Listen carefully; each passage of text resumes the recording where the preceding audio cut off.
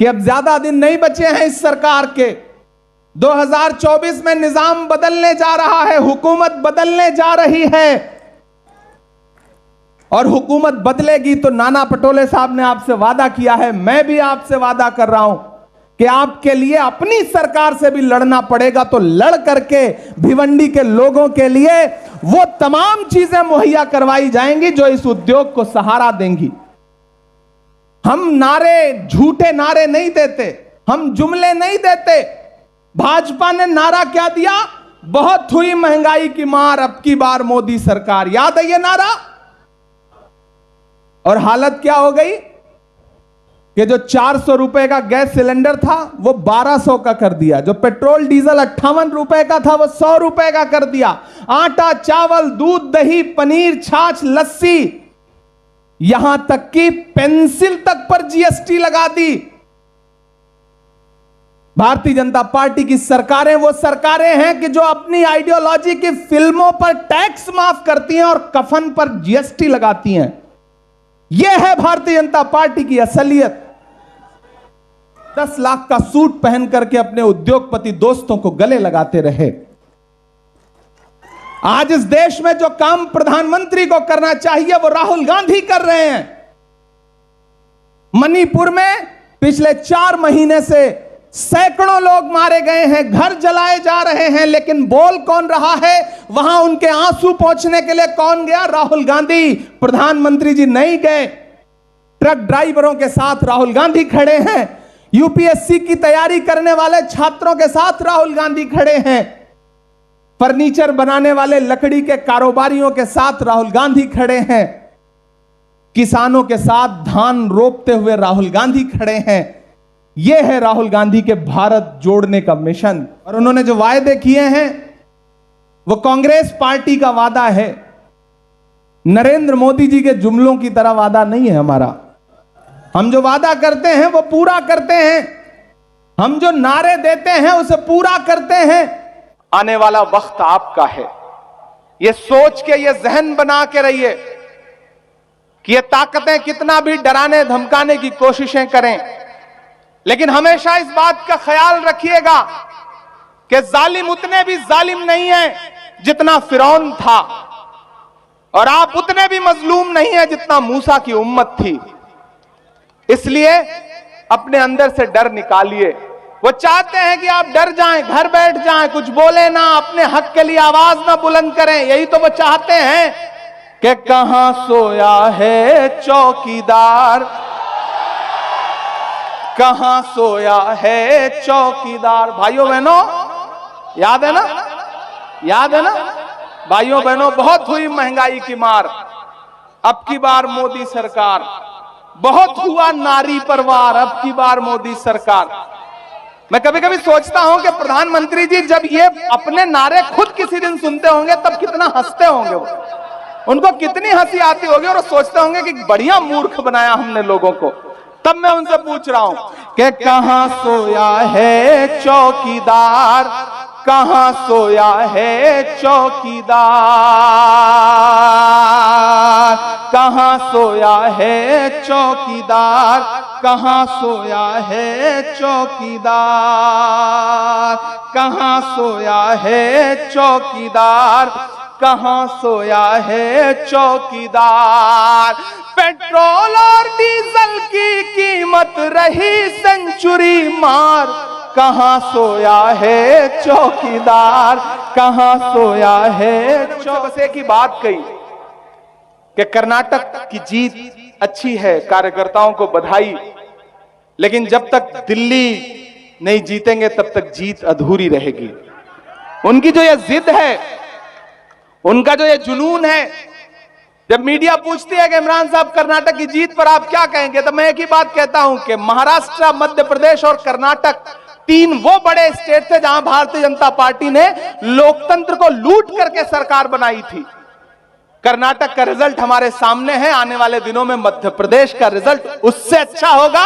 और महाराष्ट्र से मैं सांसद हूं, मैं महाराष्ट्र की मिट्टी की नब्ज समझता हूं, इसलिए कह रहा हूं कि जिस दिन महाराष्ट्र में चुनाव होगा, महाराष्ट्र का रिजल्ट आएगा, उस दिन भाजपा को मुंह छुपाते नहीं कहीं मिलेगा। ये मेरा दावा है, ये मेरा वादा है आपसे। और इन तमाम मुश्किल हालातों में भी राजेश ठाकुर जी गवाह हैं। मैं दुबे जी को सुन रहा था, एक बुजुर्ग हमारे सरपरस्त हैं, ये सब गवाह हैं इस बात के कि जब मैं सांसद बन के आया तो हम प्रोटेस्ट कर रहे थे, हम डिटेन कर लिए जाते थे, 7-7 घंटे थाने में डिटेन रहते थे। राहुल गांधी जी 7 घंटे एक दिन डिटेन रहे, क्यों? क्योंकि वो आपके लिए आवाज उठा रहे हैं, वो आपकी महंगाई पर बात करते हैं, वो हिंदू मुसलमान की राजनीति नहीं करते। वो कहते हैं कि बुनियादी सवाल, नरेंद्र मोदी जी ने वादा किया था कि इस देश में हर साल युवाओं को 2 करोड़ नौकरियां दिया जाएगी। 9 साल सरकार के पूरे हुए, अभी कल मैं सरकार से पूछना चाहता हूं, आपके वादे के मुताबिक 9 साल में 18 करोड़ नौकरियां इस देश के युवाओं को देनी चाहिए थी, दी कितनी? जो थी वो भी छीन लिया। खुद तो 20,000 करोड़ का सेंट्रल विस्टा बनवाया और नौजवानों से कह दिया कि आपके लिए अग्निवीर योजना है, 4 साल के लिए मिलिट्री में भर्ती होना, उसके बाद जो मन करे वो करना। आपके लिए उनके दिल में बस इतनी ही जगह है। मैं तो कभी कभी मेरा मन करता है मैं उनसे कहूं कि कहां सोया है चौकीदार, कहां सोया है चौकीदार। भाइयों बहनों, याद है ना? याद है ना?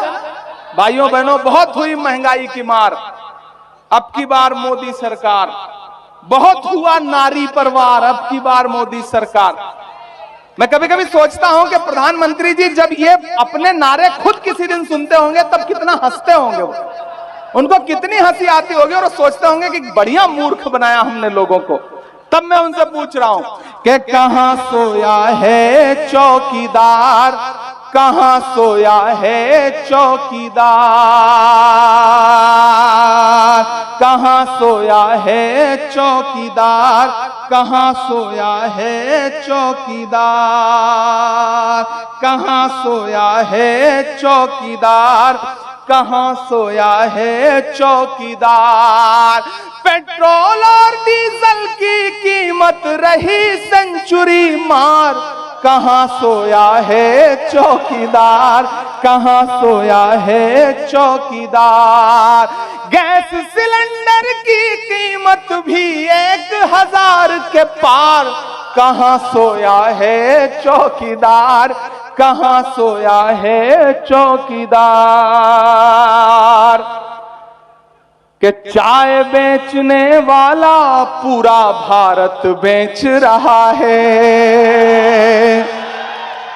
मैं नेता के साथ साथ शायर भी हूं तो मुझे थोड़ी छूट है, मैं ये सब बातें कह लेता हूं कि चाय बेचने वाला पूरा भारत बेच रहा है, इसी काम में हासिल उसे महारत बेच रहा है। रेल बिक गई, तेल बिक गया, बिका हवाई अड्डा। पूरे देश में आपको कहीं भी सफर करना हो, आपको किसी भी फ्लाइट में किसी भी एयरलाइंस का टिकट इस समय 15,000 के नीचे नहीं मिलेगा। कहां प्रधानमंत्री जी क्या कहते थे कि हवाई चप्पल पहनने वाला हवाई जहाज में यात्रा करेगा। आज स्थिति है कि आप एक दिन हवाई जहाज में यात्रा कर लो तो जूता उतर जाए, हवाई चप्पल पहनना पड़े। यह हालत लाके छोड़ दी है। वो किसी बड़े व्यक्ति ने एक बात कही थी कि अगर धर्म की शिक्षा लोमड़ी से ली जाएगी तो मुर्गी चुराना पुण्य का काम समझा जाएगा। आपको यह बात समझनी पड़ेगी। यूनान के बादशाह, उस वक्त जब जंग हुई तो महान बादशाह सिकंदर ने यूनान को फतेह कर लिया। जब यूनान को फतेह कर लिया तो उसे सूजा के लाओ शहर में देखते हैं, जश्न मनाते हैं। वो जश्न मनाने के लिए शहर की सड़कों पर निकला तो उसने देखा कि पूरा शहर जश्न मना रहा है, लेकिन सड़क के किनारे एक फकीर है, कंबल ओढ़ के सोया हुआ है। सिकंदर को गुस्सा आया, अपने घोड़े से उतरा और उस फकीर के पास गया और उसे जोर से एक लात मारी और लात मार के कहा, क्यों रे फकीर, पूरा शहर जश्न मना रहा है, मैंने शहर फतेह कर लिया है और तू सो रहा है। तो फकीर ने उन्नीदी आंखों से सिकंदर को देखा और देख करके कहा कि शहर फतेह करना बादशाह का काम है, लेकिन लात मारना गधे का काम है। क्या खुदा की कायनात में इंसानों की कमी हो गई है? आज कभी आपको नोटबंदी की लात कभी महंगाई की लात, हर दिन कुछ ना कुछ लात पड़ रही है गरीब जनता के पेट पर। अमीर कौन हो रहा है? उनके उद्योगपति दोस्त। अच्छे दिन, मैं तो उनसे कहता हूं भाई मोहब्बत भाईचारे के दीवाने दिन ही लौटा दो, वो सस्ती दाल सब्जी के सुहाने दिन ही लौटा दो। ये अच्छे दिन तो अंबानी अडानी को मुबारक हो, हमें ऐसा करो साहेब पुराने दिन ही लौटा दो, वो ज्यादा अच्छे थे। कि चाय बेचने वाला पूरा भारत बेच रहा है, इसी काम में हासिल उसे महारत बेच रहा है। कि रेल बिक गई, तेल बिक गया, बिका हवाई अड्डा, सब कुछ बिकता देख के खुश हैं अपने जेपी नड्डा। कि जनता महंगाई की मारी करती हाहाकार, कहां सोया है चौकीदार, कहां सोया है चौकीदार, कहां सोया है चौकीदार, कहां सोया है चौकीदार। बोकारो वालों, आखिर में बस आपसे 2-3 बातें कहता हूं। आज के प्रोग्राम को कामयाब करने के लिए सबसे पहले तो आपका शुक्रिया। हम स्टेज पर बैठे हैं, हम आपसे 5 फीट ऊपर हैं, आप नीचे बैठे हैं, लेकिन इसका यह मतलब नहीं कि इधर जो लोग बैठे हैं वो ज्यादा अहम हैं। आप ज्यादा अहम हैं। मेरा मानना है कि 5 फीट ऊपर बैठने से हम अहम नहीं हो जाते, और आप 5 फीट नीचे बैठने से आप कमतर नहीं हो जाते।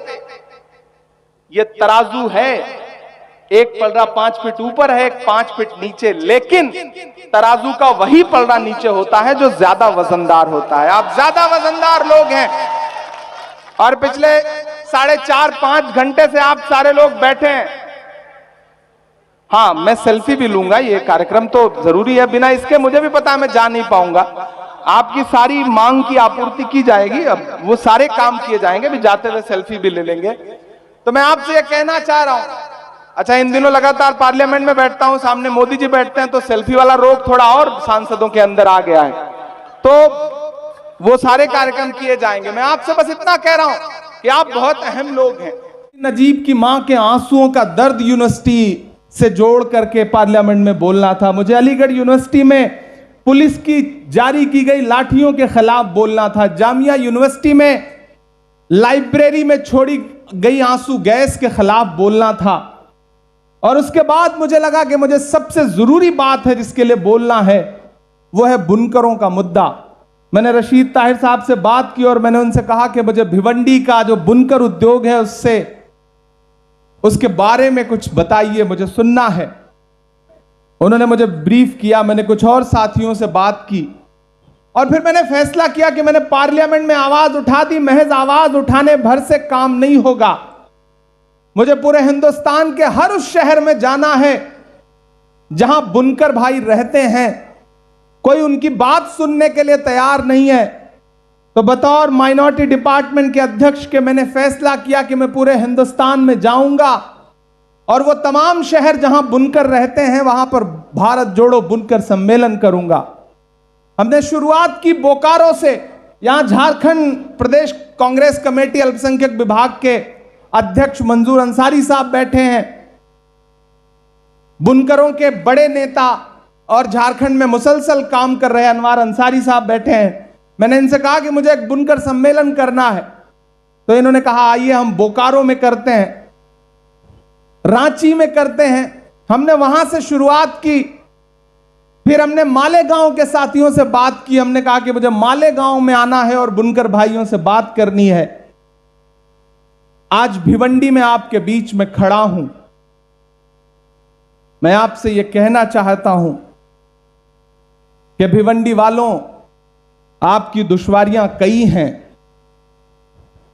मैंने जब मेन रोड छोड़ करके भिवंडी की तरफ रुख किया तो सड़कें माशाअल्लाह ऐसी हैं कि आप सफर कर रहे हो या आखिरी सफर कर रहे हो पता ही नहीं चलता। इतनी अच्छी सड़कें बनी हुई हैं यहां पर। और मैंने सुना है कि यहां की नुमाइंदगी करने वाले मिनिस्टर भी हुआ करते हैं, लेकिन सड़कों की हालत इतनी खराब कि शायद जानबूझ करके छोड़ दिया गया है कि नहीं, पता ही नहीं चल पाता कि गड्ढे में सड़कें हैं या सड़कों में गड्ढा है। यह हालत है। आपकी दुश्वारियां कई हैं। बिजली के बिल के बारे में टोरेंट कंपनी ने जिस तरह से आप लोगों को सताया हुआ है, उसके बारे में अभी नाना पटोले साहब ने विस्तार से बात की, और उन्होंने जो वायदे किए हैं वो कांग्रेस पार्टी का वादा है, नरेंद्र मोदी जी के जुमलों की तरह वादा नहीं है हमारा। हम जो वादा करते हैं वो पूरा करते हैं, हम जो नारे देते हैं उसे पूरा करते हैं। आप याद करिए कि पिछले साल 7 सितंबर को कन्याकुमारी के समंदर के साहिल पर खड़ा हुआ एक शख्स जिसका नाम राहुल गांधी है, उसने एक नारा दिया और यह कहा कि हम भारत जोड़ने निकल रहे हैं और हमारा नारा है नफरत छोड़ो भारत जोड़ो।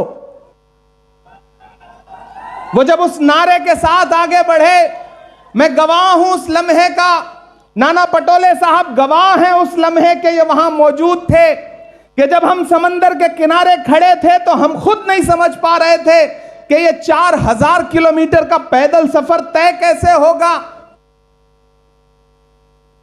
लेकिन भिवंडी वालों, जब वो काफिला चला जो मोहब्बतों का काफिला था, तो फिर तमिलनाडु से केरल, केरल से आंध्र प्रदेश, आंध्र प्रदेश से कर्नाटक, कर्नाटक से तेलंगाना, तेलंगाना से महाराष्ट्र होता हुआ यह काफिला कश्मीर तक जब पहुंचा है, तो वो भारतीय जनता पार्टी जो रोज राहुल गांधी के बारे में सुबह शाम व्हाट्सएप पर कचरा परोसती रहती है, लोगों के जहनों में राहुल गांधी के खिलाफ नफरत परोसती रहती है, उस भारतीय जनता पार्टी के पास मुद्दे नहीं बचे थे राहुल जी पर बात करने के लिए। वो बात किस पर कर रहे थे?